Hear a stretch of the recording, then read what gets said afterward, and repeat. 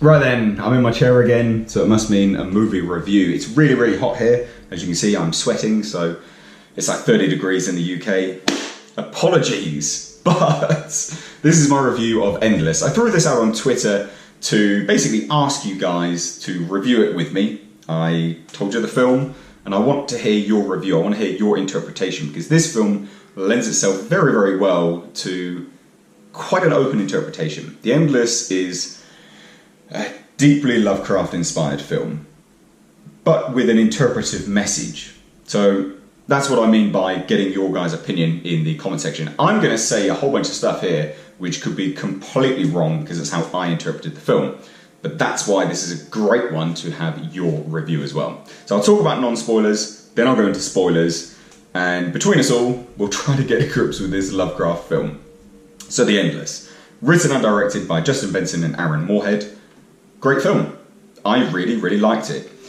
For a non-spoiler perspective, Justin Benson and Aaron Moorhead are actually the leads in the film, and they do a great job. They're not Oscar-winning performances by any stretch of the imagination, but if you didn't know it, you wouldn't know that they were the directors as well as the leads. It's very difficult to pick up on that they're not actually actors, because they do a good job. They play two brothers that have escaped a UFO death cult, basically. They get a message from the death cult, and they go back and they go back for some closure, and they're looking to basically figure out what's going on. There's some weird happenings and very Lovecraft-esque things, and that's the bulk of the story to be discussed in non-spoilers. It's a difficult film to talk about in non-spoilers, but from a straight-up technical perspective, it's great. It's very uniquely shot to these guys. They did another film called Spring, which is a fantastic film. I really like it, and I would encourage anyone to go and watch it. But their unique style flows through all of their films. It's a great style. With this one, it doesn't quite work because they have like an oversaturated and washed out lighting kind of grading that they do on their films. In Spring, it worked really, really well. In this one, it came to the point where I had to basically pause the film and turn away because it was hurting my eyes. And I would say it's a pro and a con, because obviously budgets are tight on these films. This is quite an indie budget, low budget film, and they're looking to get a desired effect. So that's why they're doing the color grading. But in this one, it didn't really work, and it is supposed to kind of trip you out in the scenes that it is there, but to a certain point it's almost painful. Like I said, I had to stop the film and look away for 5 minutes because it was hurting my eyes. So from a technical perspective, it's good to see a unique style, and it's good to see a very Lovecraft inspired film in modern day, because most people have heard of Lovecraft, most people appreciate his work, and yet we don't really see anything. Yeah, of course you've got, Del Toro, and he does a lot of stuff, but at the end of the day, there's nothing which is very, very much a clear-cut inspiration from Lovecraft. This film even opens up with a Lovecraft quote about the fear of the unknown, and that is the greatest fear known to man, is simply the unknown.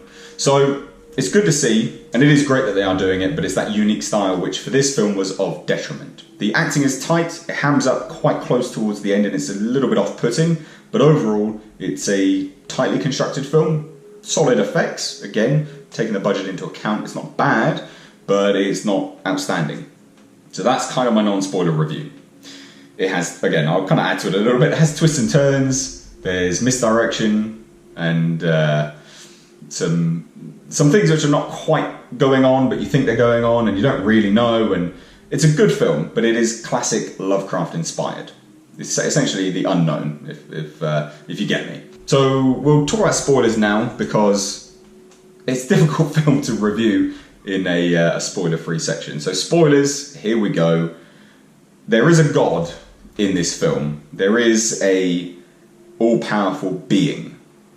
And essentially the all-powerful being, what can be believed, is not actually evil, but is as well. Again, this is how it's very Lovecraft inspired, because you don't fully comprehend the deity. How I saw the film, anyway, is that this deity, it gives you a choice to basically break a cycle and to better yourself. However, if you don't break the cycle, it condemns you, essentially. The deity presides over a mountaintop, a forest, and controls these bubbles, these little units of time. So we'll call them bubbles because within those units of, within those bubbles, they go through a cycle. So they have their own unit of time, and each time the cycle comes to an end, everyone dies and they come back to life. So the cult part is actually true. They are a suicidal death cult. They embrace the deity because they want immortality. That's something which they have chosen to do, but then there are other aspects to this deity which is trying to actively show you itself, but also tempt you to better yourself, if that makes sense. If you show fear to it, it has more power over you, more control, and it then can lock you into those cycles and those bubbles at an easier rate. There are some people which are caught there which don't want to be there, but they can't break their cycle, so they can't get out of the bubble. Again, if that makes any sense. The two brothers are called up, and then, well, not called up, they are coerced to the cult. They want some closure, and their thing that they need to break is the older brother's control over the younger brother. He has a control over the younger brother which is enforced because the older brother had to take on the parental role. That's how the film portrays it anyway. But he's overbearing, he's over-controlling, and the younger brother doesn't make any decisions in the life that they have together. They don't really do anything, their life is shit. And thus, the younger brother wants to stay once they learn that this is what's going on.